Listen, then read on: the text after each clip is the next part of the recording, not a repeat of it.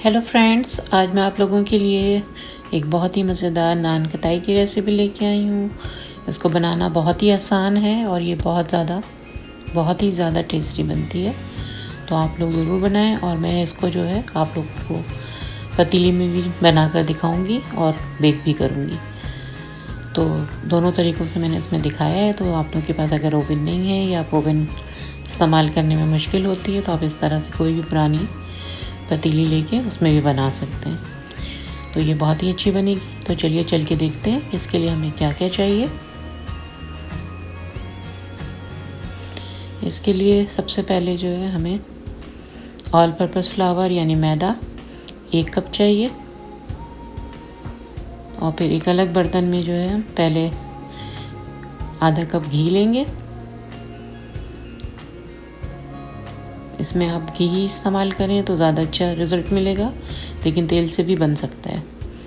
और इसमें फिर आप जो है पाउडर्ड शुगर वो डालें आधा कप।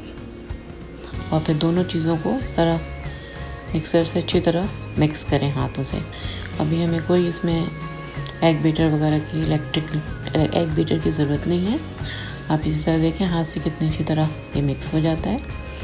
इसको मिक्स कर लें और उसके बाद फिर आप इसमें जो हमने मैदा लिया था शुरू में 1 कप वो मैदा डाल दें। और फिर उसमें ½ टीस्पून आप बेकिंग पाउडर डालेंगे। इससे ज़रा ज़्यादा खस्ता बनेगी। और चुटकी भर इसमें सॉल्ट डालेंगे हम। टेस्ट इन्हेंस हो जाता है मीठे का इस नमक डालने से। उसके बाद जो है अच्छी तरह से हाथों से जो है उसको मिक्स करें।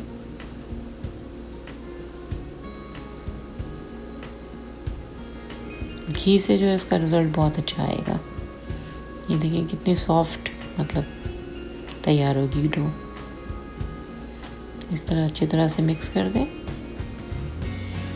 अभी इस तरह से डो फॉर्म में जब आ जाए तो फिर ये तैयार है बिस्किट बनाने के लिए। और इस तरह फिर आप छोटे छोटे बॉल बनाकर ज़रा फासले से जो है आप रखें। ये मैं पतीली में बेक करूँगी तो इसलिए मैंने छोटा पैन लिया है। मेरे पास एक पुरानी कढ़ाई है जो मैं अब यूज़ नहीं करती हूँ, तो फिर मैं उसको बेकिंग के लिए यूज़ करती हूँ। लेकिन आप कोई भी आपके पास जो बर्तन हो, अगर आप सिर्फ पतीली में ही बना रहे हैं तो आप बड़ी पतीली ले लें और ट्रे भी बड़ा ले लें।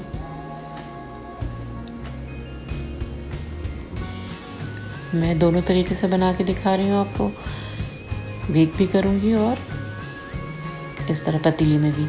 तो अब बस ये हमने इस पे निशान लगा दिए हैं और अब जो है इसके ऊपर अंडे की जर्दी लगा रहे हैं।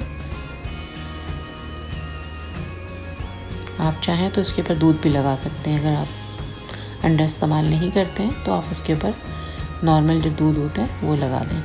अब ये जो है मैंने ट्रे तैयार की है बेक करने के लिए। बेक जो है आप उसको 350 फ़ारेनहाइट पे करेंगे।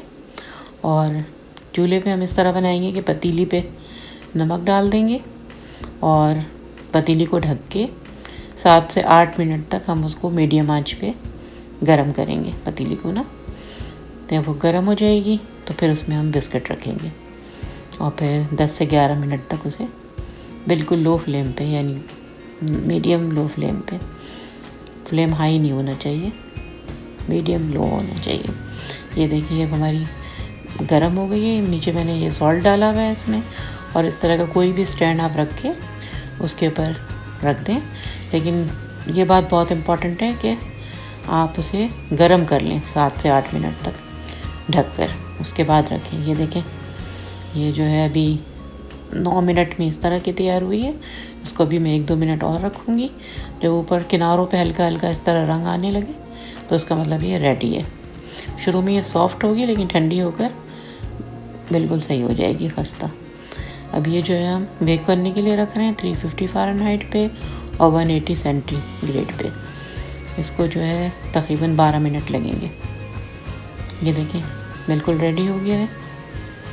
दोनों ही बहुत ज़बरदस्त बनी है। दोनों का टेस्ट सेम है, कोई ज़्यादा डिफरेंस नहीं है।